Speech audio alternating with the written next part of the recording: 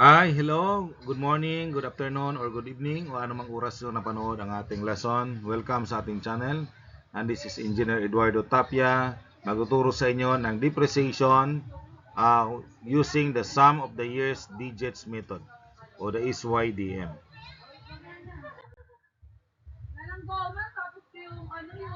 Okay, a larger portion of a fixed asset is depreciated in earlier periods using the sum of the years digit methods or SYDM approach, which is an accelerated depreciation technique. This approach assumes that an asset's productivity declines with time, resulting in higher depreciation costs in earlier years and reduced costs in the latter years. So in this case, ang ating rate of depreciation ay nagbabago every year. So starting at the first year, so d sub 1 is equal to n over k. Ang ating depreciation on ang rate of depreciation on the year 2 is n minus 1 over k. Ang depreciation natin at the year 3 ay n minus 2 over k and so on and so forth. So continuous po yan hanggang sa ilang years ang ating depreciation. Ang k natin is equal to capital N times n plus 1 over 2. Yun po yung formula natin to find k. Okay, ang wearing value is C minus L. So, ang ating accrued depreciation at any time t. So, A sub t is equal to W times the quantity of t times 2 times n minus t plus 1 over 2k. And the depreciation charge is D times W. Okay. So, ang B natin is the book value again, the depreciation charge, small d, the rate of depreciation in percent, E, accrued depreciation, L is the scrap value, N, the number of years, C is the cost of an asset, W, wearing value, T, any years in K, and in N, sorry. Any years in N, ang K natin ay sum of the years. Okay? So, example 1. The car worth 1,200,000 pesos to be worn out for 10 years with a final scrap value of 150,000 pesos. Letter A. Determine the depreciation rate per year. B. How much is the accrued depreciation at the end of 5 years? C. What is the book value after 7 years? And construct a depreciation schedule. Ang given natin, ang C is 1,200,000. Ang N ay 10 years. Ang ating L o the scrap value ay 150,000. So letter A, we have to solve the depreciation rate per year, small d, and the accrued depreciation E at the end of 5 years. So start at letter A, the depreciation per year. So ang K natin is N times N plus 1 over 2, and that is equal to 10 plus 1 times 10. Okay?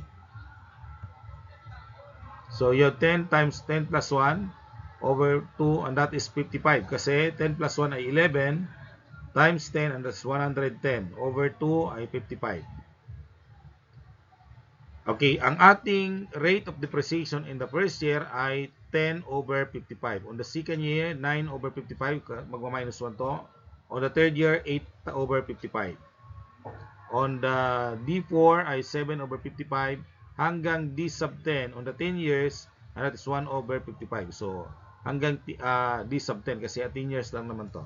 So, that is the depreciation rate per year.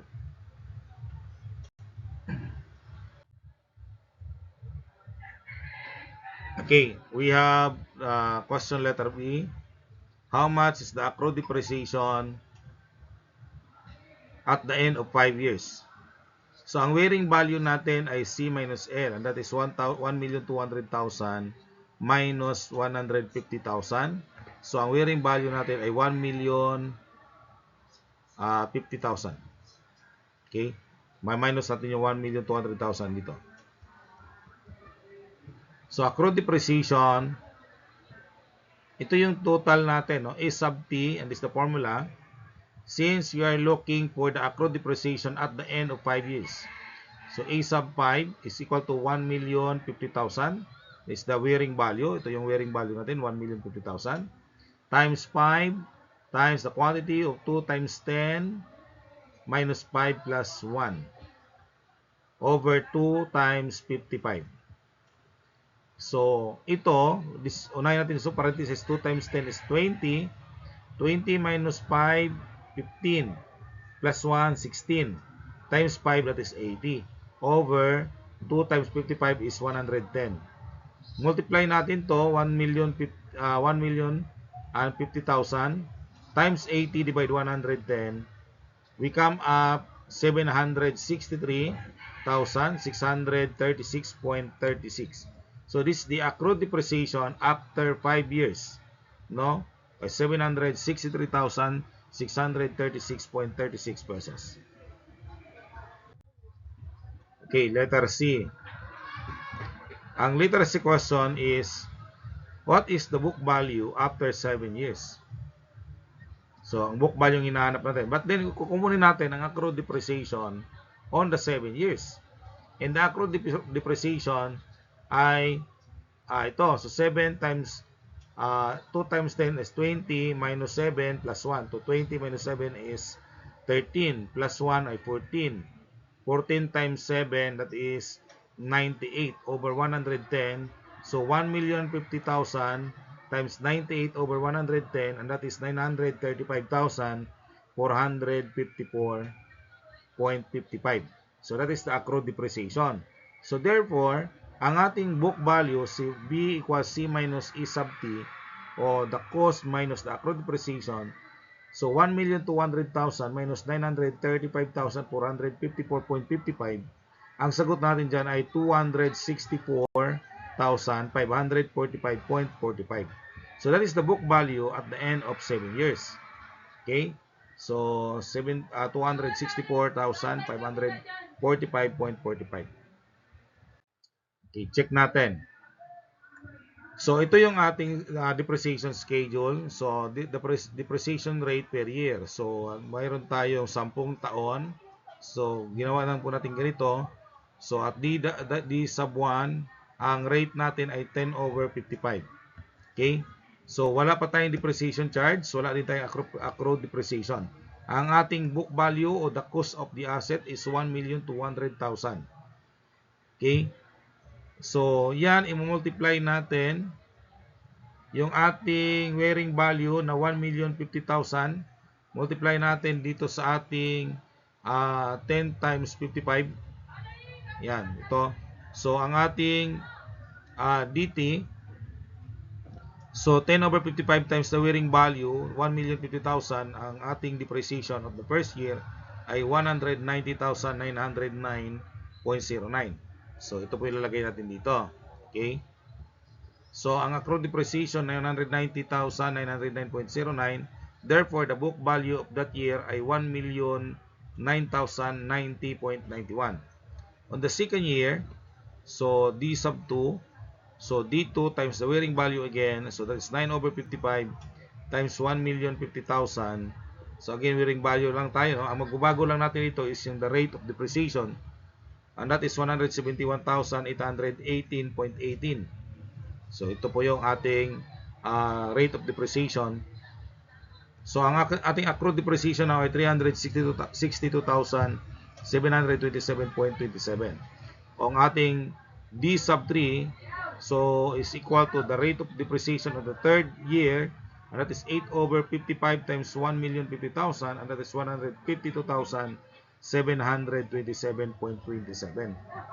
Yan. So, yun po yung ating rate of depreciation.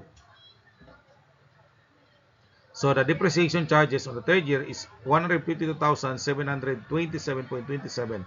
And the accrued depreciation is 515,454.54. Therefore, the book value of the year 3 ay 684,545.46. So, ganun lang din ang gagawin natin pagdating ng D4. Yan. So, okay, sa D5 natin, mayroon tayong tanong doon sa letter B kanina kung ano yung ating accrued depreciation. So, ang ating accrued depreciation at the end of 5 years ay 763,636.35 pesos. Yun po yung ating letter B kanina. Accrued depreciation at the end of 5 years. Yan. So, 763,636.35. And the book value in that year ay 436,363.65. Okay? So, again, ito ang ating D6. So, 5 over 55 times the wearing value, it's 1,050,000. Ang sagot natin ay 95,454.54. Okay, so ang total depreciation na ay 859,090.89. Yan. So, ganun lang din ang ating ginagawa dyan. On the D7, okay, in the year 7, meron tayong tanong doon sa letter C, magkaano yung kanyang book value at the end of year 7 o 7 year, no? Ang ating sagot ay 264,554.47. Ayan. So, that is the book value at the end of 7 years. Ito po yon. Okay? So, nakita natin na dun sa ating computation at itong table natin, nako-confirm nila yung ating mga sagot. Okay? So, hanggang sa matapos natin ang ating D sub 10. So, D sub 10 natin, ang ating rate of depreciation is 1 over 55 times the wearing value na 1,050,000. Ang sagot na lang dyan ay 19,090.92. Okay? So, ang total depreciation natin ay yan. Lumabas na dito yung ating wearing value, which is 1,050,000. At ang ating scrap value ay 150,000. Okay? So, total depreciation ay 1,050,000. Yun yung total depreciation natin. So, tugma silang dalawa. Okay? And this is the scrap value. So, ganun po magko-compute natin using the sum of the years digit method. Okay? So, this is your activity to answer. And I hope you learn from this video lesson. Thank you very much for watching and listening. Keep learning. This is your professor again na magtuturo sa inyo. Naway huwag kalimutan mag-likes, mag-subscribe, at mag-share ng ating video lesson para mayroon pang iba na matuto din using this technique. Maraming salamat. Pagpalain kayo ng Panginoon.